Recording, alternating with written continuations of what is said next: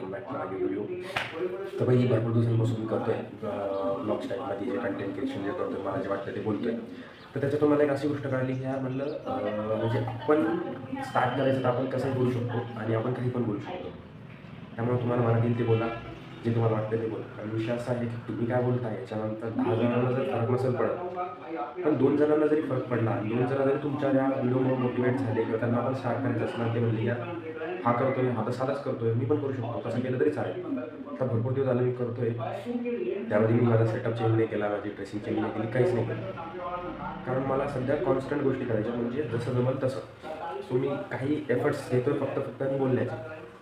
कारण जर मी script wise गेलो, कारण समजा आता मी जर सेटअपचा विचार केला, भरपूर विचार जर केला तो होणार नाही गोष्ट. कारण मी केला याच्या आधी विचार. ब्लॉगिंगच्या टायमाला असा विचार होता माझा की सेटअप वगैरे करू, स्टिक वगैरे घेऊ, त्यानंतर स्टार्ट करू. मग तसं करत करत मी नॉर्मल स्टार्ट करून टाकलं. ते 2-3 व्हिडिओ झाले, नंतर वाटलं स्टिक वगैरे असली तर कम्फर्ट होईल. स्टिक वगैरे झाले, ब्लॉगिंग झालं. कॉमेडी व्हिडिओजमध्ये असं झालं, कंटेंट टाईप्स नव्हते तेव्हा आपण कंटेंट्स आम्ही हळूहळू करून काढले. त्याच्यानंतर मग व्हिडिओज वगैरे केले. एक 7-8 व्हिडिओ, 10-15 व्हिडिओ झालेत. त्याच्यानंतर मग असं झालं की एका मित्राला जमत नव्हतं, त्याला जमत नव्हतं. नंतर फोन नव्हता, म्हणजे 2 जण अवेलेबल होते, पण एकाचा ज्याचा फोन चांगला आहे तो अवेलेबल नव्हता, म्हणून आम्ही 2 जण थांबलो. पण मग आता म्हणलं फोन घ्यावा, पण फोन नाही होता.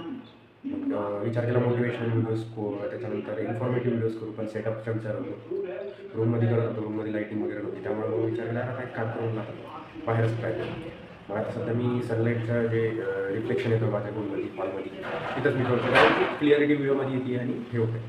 मग विचारायला बोलावं का, मग विचार केला का बोलावं काय म्हणलं काय करावं, म्हणून आपण आपलं जे मराठी ते बोलावं. मी 1-2 व्हिडिओज पाहिले होते ज्याच्यामध्ये ते नॉर्मल त्यांना जे वाटतं ते बोलताय, ते म्हणतात तुम्हाला जे वाटतं ते बोला. म्हणजे आपण ट्राय करू बघू. मी जसं केलं आता किती 5 ते 10 दिवस झाले, तर मला कॉन्फिडन्स पण आला आणि म्हणजे बोलताना शब्द पण निघत आहे की म्हणजे मी काय बोलू शकतो काय नाही, तर जे मला ते बोलतोय.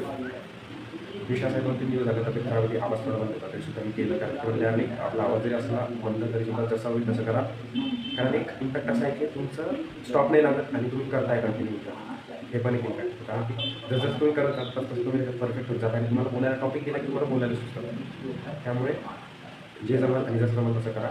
तुम्हाला जर कंटेंट क्रिएशन स्टार्ट करायचं असेल तर तुम्हाला जसं जमलं आणि जे बोलता येईल ते बोला स्टार्टिंगला 30 दिवस तरी, जेणेकरून तुम्हाला कॉन्फिडन्स येईल. त्यानंतर मग वाटल्यास टॉपिक घ्या, सर्चेबल टॉपिक घ्या, ट्रेंडिंग टॉपिक घ्या किंवा जे काय चालतं आहे त्याच्याबद्दल टॉपिक घ्या, ठीक आहे. आणि बाकी काही लागलं तर रेफरन्सला भरपूर व्हिडिओ आहेत यूट्यूबला, इंस्टाला, तिथे व्हिडिओज करा की मोटिवेशनल किंवा कंटेंट क्रिएशन कसं स्टार्ट करावं याच्यावर सर्च मारून तुम्ही भरपूर व्हिडिओज बघू शकता, जे तुम्हाला गाईड करतील.